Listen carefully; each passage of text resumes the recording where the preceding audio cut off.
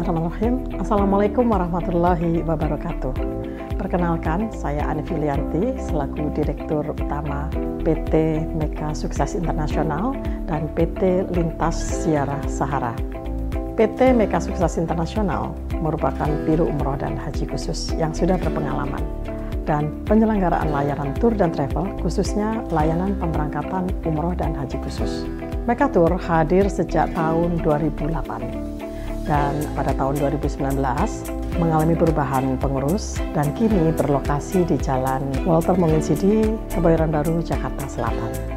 Bermula dari visi ingin menjadi penyelenggara perjalanan ibadah umroh dan haji yang teramanah dan terbaik, Meka Tour dan Lizara menghadirkan layanan berkualitas mulai dari fasilitas e-office dan sistem akuntabilitas terpercaya dan sehat. Meka Tour bertekad menjadi penyelenggara biro perjalanan wisata terbesar dan menjadi kepercayaan bagi jamaah di era milenial dengan berbasis digital.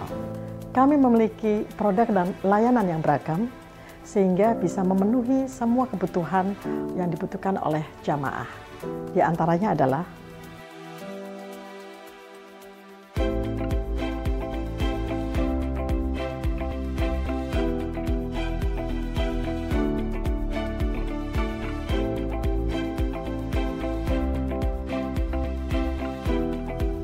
kami berkomitmen sepenuh hati dalam memberikan kualitas pelayanan sesuai syariat-syariat Islam dan amanah kepada tamu Allah Subhanahu wa Ta'ala. Kami juga menerapkan sistem SDM yang berakhlakul karimah dan mendidik untuk memiliki berbagai sertifikasi profesi sebagai upaya membangun tim yang solid dan profesional. Kami juga siap melayani para tamu Allah dengan pelayanan prima dan sepenuh hati dengan pembimbing dan mutawif yang sangat berpengalaman, sehingga kita bisa memberikan pelayanan yang terbaik, excellent service, terpercaya dan terjangkau. Kami memberikan produk layanan yang up to date. Dalam waktu dekat, kami akan mengembangkan studio podcast, di mana nantinya akan disajikan berbagai kajian-kajian dan konten ataupun edukasi Islami yang sangat bermanfaat bagi jamaah tentunya, dan akan kami sajikan insya Allah secara reguler. Mengapa harus memilih kami? Karena kami siap memberikan solusi yang terbaik sesuai kebutuhan dan permintaan tanpa mengurangi kualitas, dengan memberikan hotel yang berjarak dekat dengan Baitullah, dengan fasilitas hotel yang terbaik, dengan menu makanan internasional dan Asia. Kemudian kita juga memberikan kepastian jadwal penerbangan atau tanggal keberangkatan yang pasti kepada para tamu Allah, dan kita sudah bisa melayani jamaah dengan melakukan manasik di gedung sendiri karena kami sudah mempunyai gedung sendiri, dan tentunya kami juga resmi terdaftar di Kementerian Agama dengan SK Umroh dan SK Haji. Kemudian kami juga mempunyai nomor izin berusaha NIB dan sertifikat HAN dan sertifikat IATA. Dan tentunya kami tergabung dalam asosiasi terbesar di Indonesia ini, yaitu Ampuri Bangkit Melayani. Untuk itu, tunggu apa lagi? Silakan bergabung bersama kami atau mendaftarkan di admin kami, di WhatsApp kami, baik itu juga di media sosial kami. Dengan moto, mitra terpercaya, Anda beribadah. Kami siap melayani Anda semuanya. Terima kasih. Billahi taufiq wal hidayah. Wassalamualaikum warahmatullahi wabarakatuh. Alhamdulillah, segala puji hanya milik Allah, Rabbil Alamin, Zat yang memelihara, yang memiliki seluruh alam semesta. Saya ingin mengucapkan Assalamualaikum warahmatullahi wabarakatuh untuk semua sahabat Meka Tour yang selalu dibahagiakan dan dimuliakan oleh Allah Subhanahu wa Ta'ala. Alhamdulillah, kita bertemu kembali dalam ngaji hikmah bersama Meka Tour yang kita rujuk kitab Al-Hikam karya Ibnu Athaillah As-Sakandari. Mudah-mudahan sahabat Meka Tour semuanya dalam keadaan sehat walafiat, dalam keadaan baik, dalam keadaan dimudahkan beribadah, dimudahkan beramal soleh, dimudahkan pula menjalankan tugas-tugasnya dengan sebaik-baiknya. Pada sesi kali ini kita akan melanjutkan ngaji hikmah, yaitu hikmah yang ke-11 dari kitab Al-Hikam karya Ibnu Athaillah As-Sakandari. Jangan lupa selalu like, comment, share, dan subscribe semua media sosial Mekkatur Li Zahra agar bertambah keberkahan kita semuanya. Amin ya rabbal alamin. Hikmah yang ke-11 dalam bahasa Indonesia disebut dengan mengubur hawa nafsu. Mengubur diri atau mengubur hawa nafsu. Karena hawa nafsu inilah cenderung menyuruh manusia berbuat salah, berbuat khilaf, berbuat dosa. Inna nafsa la ammaratun bisu. Allah menegaskan sungguh nafsu atau hawa nafsu lebih banyak menyuruh manusia berbuat asu, keburukan, berbuat yang tidak menyenangkan, berbuat yang tidak memberikan manfaat atau kebaikan kepada siapapun. Maka beliau sampaikan di hikmah yang ke-11, idfin wujudaka fi ardil khumul. Kuburlah dalam-dalam keadaanmu di bumi dalam keadaan terasing, karena sesuatu yang tumbuh yang sebelumnya tidak ditanam dengan baik, buahnya tidak akan sempurna. Ada beberapa hikmah dari hikmah yang ke-11 ini. Yang pertama, bahwa beliau menginginkan semua muridnya, semua pengikutnya yang mengikuti seluruh yang dijalankan oleh Syekh Ibnu Athaillah As-Sakandari agar pertama kali mengubur hawa nafsu sedalam-dalamnya di dalam keterasingan yang disebut dalam ilmu tasawuf al-khumul. Jadi kalau nafsu berada di keterasingan, maka dia tidak bisa menyuruh apapun kepada pemilik jiwa ini. Kita manusia dibekali oleh Allah nafsu, dibekali oleh Allah jiwa. Kalau jiwa kita berada di tempat yang sangat terasing, maka kita dilepaskan dari belitan hawa nafsu. Karena setiap saat nafsu kita menyuruh yang tidak baik. Kalau nafsu kita berada di tempat yang sangat jauh, berarti kita tidak lagi diperintah oleh hawa nafsu kita. Yang kedua, bahwa sesungguhnya manakala belum dalam kita mengubur nafsu kita, maka suatu saat nafsu itu akan muncul ke permukaan. Karenanya kuburlah dalam-dalam supaya kita dapat beribadah dengan baik, kita dapat menjalankan kebaikan dengan tenang. Karena sekali lagi yang menggoda adalah hawa nafsu. Namun hawa nafsu ini tidak mungkin dapat dipendam, tidak mungkin dapat dikubur kecuali dengan mujahadah kita, kesungguhan. Ketika seseorang sungguh-sungguh beribadah, berarti nafsunya sedang dipendam, sedang dikubur. Ketika ia mampu bangun malam, nafsunya sedang dipendam, sedang dikubur. Ketika dia mampu menahan dari godaan nafsu, berarti nafsunya sedang dikubur dalam-dalam. Dan begitulah bahasa tasawuf dari Imam Ibnu Athaillah As-Sakandari, bahwa biji yang ditanam di dalam tanah, jika tumbuh buahnya tidak akan sempurna.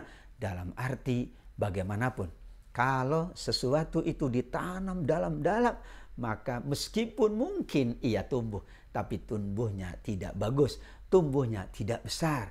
Di sini bukan dengan menanam yang bermanfaat, tapi menanam yang tidak bermanfaat. Menanam nafsu, mengubur yang tidak bermanfaat, mengubur ujub, mengubur takabur, mengubur congkak, mengubur riya. Karena kalau sudah terkubur seluruh penyakit-penyakit tercela, seluruh penyakit-penyakit hati, maka yang tampil di atas permukaan bumi Allah Subhanahu wa taala hanya kebaikan-kebaikan dari hamba Allah Subhanahu wa taala. Diceritakan ada seseorang yang meminta wasiat kepada orang yang soleh. Lantas orang soleh itu berwasiat, tutuplah namamu, hindarilah keterkenalan atau popularitas, dan makanlah makanan yang halal lagi baik. Kata beliau, kenapa? Kalau orang ingin mengejar popularitas, keterkenalan, viral dan sebagainya, tanpa ada landasan keikhlasan dan ketenangan hati, maka acap kali itu akan menjerumuskan kepada perilaku tercela, kepada kesombongan, kepada kecongkakan.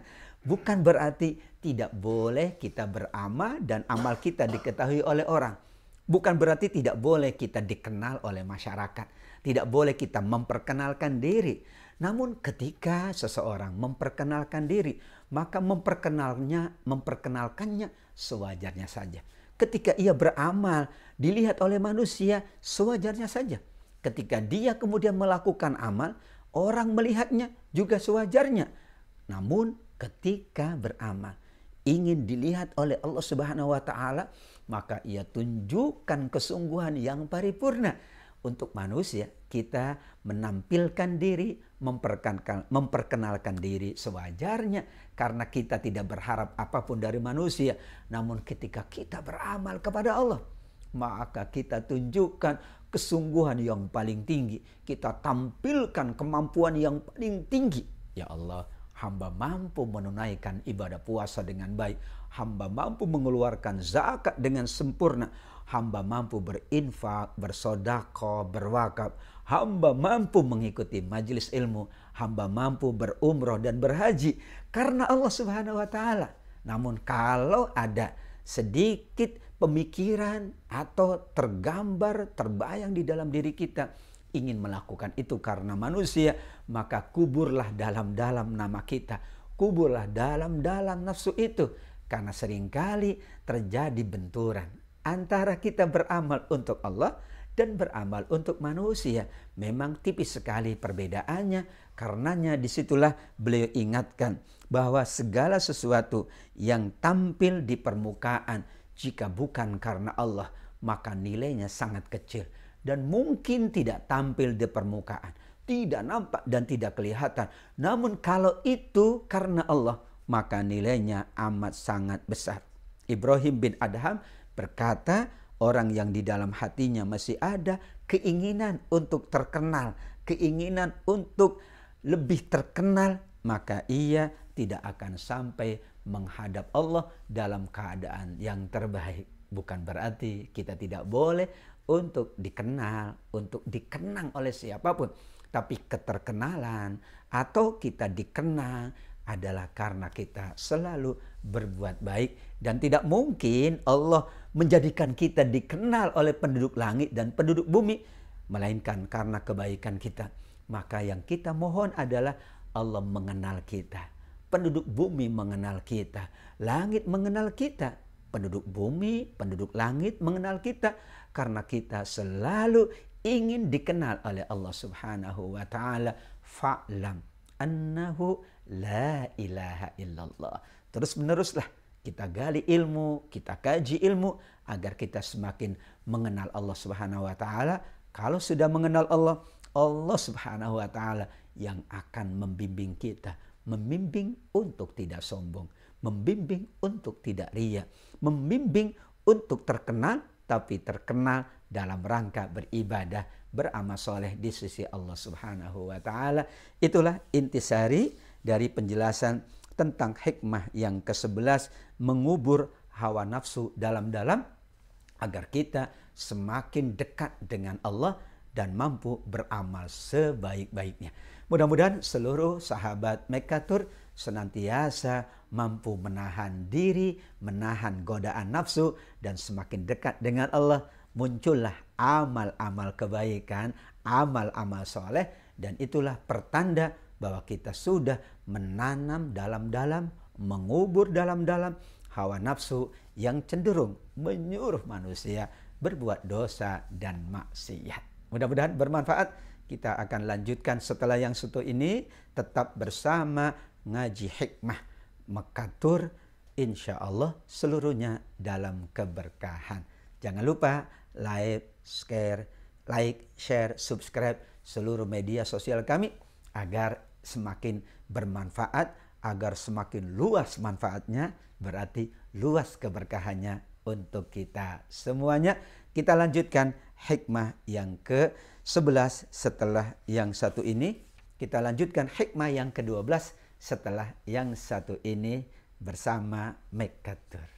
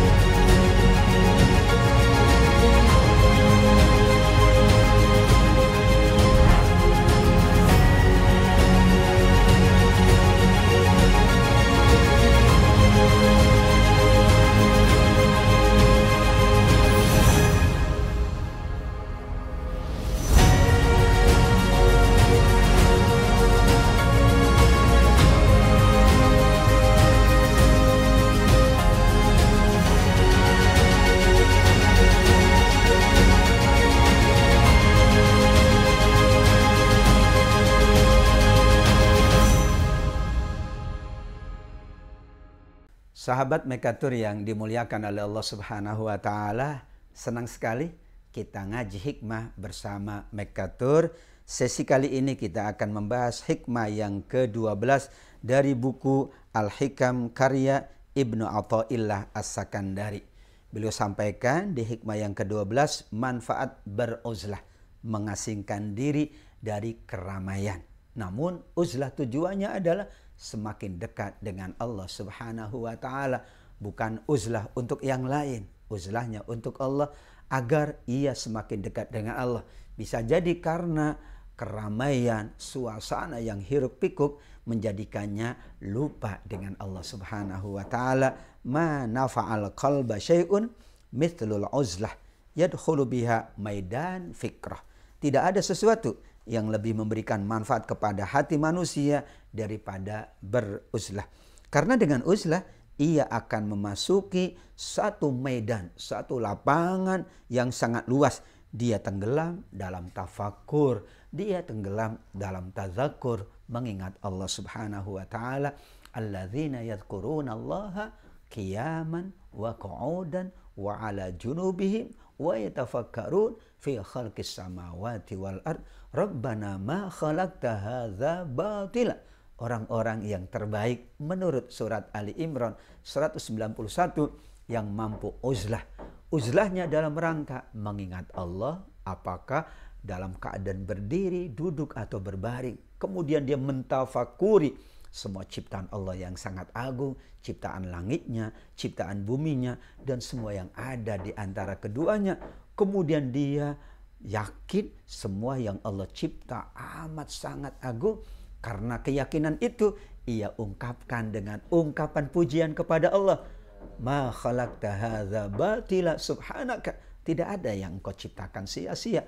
Maha suci engkau ya Allah. Dan kita memohon fakina azaban nar, hindarkan kami semuanya dari azab neraka. Demikianlah maksud dari surat Ali Imran ayat 191. Al-uzlah di sini adalah kita tidak berarti tidak bergaul dengan manusia. Tapi ada saatnya kita bersama manusia, bermuamalah, bersosial, berinteraksi. Namun kita perlu ada waktu untuk uzlah dari manusia menuju Allah Subhanahu wa taala. Fafirru ilallah. Segera kalian berlari menuju Allah. Sedangkan untuk dunia, famshu fi manakibiha, kita berjalan perlahan untuk kita mendapatkan karunia Allah. Untuk akhirat, Allah perintahkannya fafirru, segera berlari, wasari'u, berlomba-lombalah untuk mendapatkan ampunan dan surga Allah Subhanahu wa taala. Kemudian di dalam buku ini juga disebutkan bahwa Rasulullah SAW mengingatkan pentingnya tafakkur. Bahkan tafakkur, berpikir meskipun satu saat, meskipun hanya sebentar, itu lebih utama, lebih baik daripada beribadah meskipun sekian puluh tahun.